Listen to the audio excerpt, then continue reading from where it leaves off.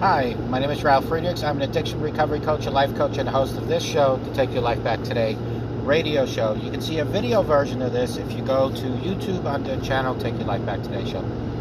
Little out of the ordinary. We're in the car driving, but it's never too late or too soon to create empathy in a crisis like we are right now in. We are one planet, one people.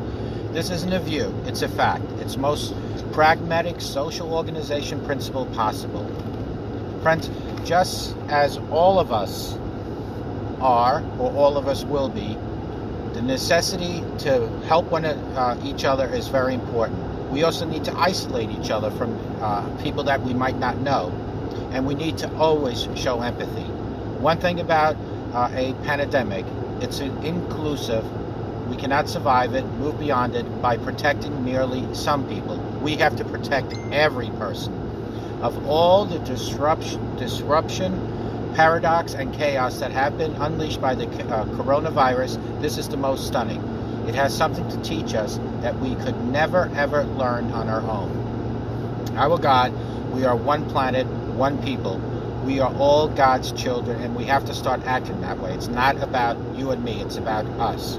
Let me point out regarding the American public health system. We have a private, for-profit, and I said for-profit system for individuals lucky enough to afford it, and a social insurance system for people fortunate enough to have a full-time job. So, without collective health, we have humanity shattered by greed and paranoia, that is to say, social hemorrhage.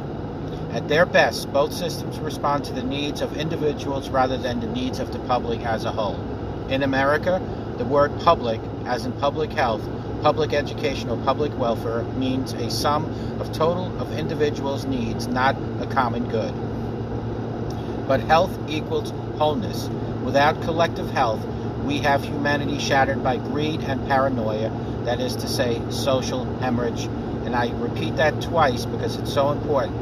So what other folks call business as usual, the simmering of political views and otherwise escalating into endless war within each other and a rapidly warming world hasn't exactly set us in good stead to weather this particular storm. But here we are, all of us, stuck in isolation, disconnected from our parents, disconnected from our children, our grandchildren, and one another, even as we value them more than ever before. There's no knowing how long this will last or what outcome awaits us. But if the best of who we are is able to prevail, we may find ourselves living through an extraordinary shift in human consciousness, a rewriting of our own mythology as we come to understand that we manifest life enhancing power with not over but with each other, not individually but as a team. The word for this is called love. It's called empathy, a cynicism producing word that linked to politics and social order never exists. I use it cautiously, aware that its opposite is also alive and well, and that most people will still believe that self-protection at some point means going to war against a disease, against your neighbors, for instance, against possibly even your own family in your own house. But it's really come to a point where we need to come together and we need to show that that little old lady next door to you might not have food, and you need to show some sort of compassion and empathy to help her.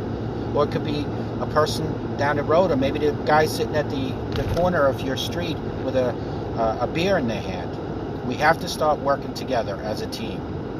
All retailers are being forced to limit the amount of food that they're pretty much able to sell to individuals.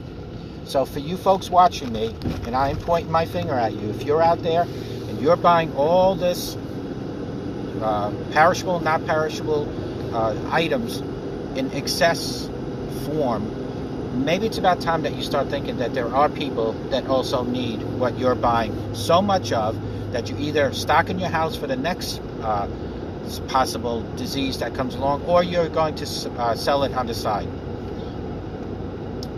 Unfortunately, the paranoia that people go through during crisis overwhelms them and brings out the real greed in most people. I don't call that creative empathy. We need to reach out and connect with one another now more than ever, at a time when doing so is it maybe can be very unbelievably complex. But consider some of the things that people are doing at both individual, collective, and individual levels. As common dreams can be, for instance, that you're thinking, you'll never get this, you can get it as quick as the next person. And when you do get it, who's going to be there for you if you're not there for people around you? You don't have to wait for someone to actually have the coronavirus to help them. This shouldn't just be during this crisis. This should be year-round, 365 days, that you look out for the person that might be weaker than you. That's what it is. And when I say weaker, I'm not talking strength. I'm talking financially weaker, emotionally weaker. Maybe they are more fragile, but be there for them. Part of the joy and excitement I feel about any crisis is that I watch people come together that normally would not. I watch people that walk over that border of insecurity to help the next person.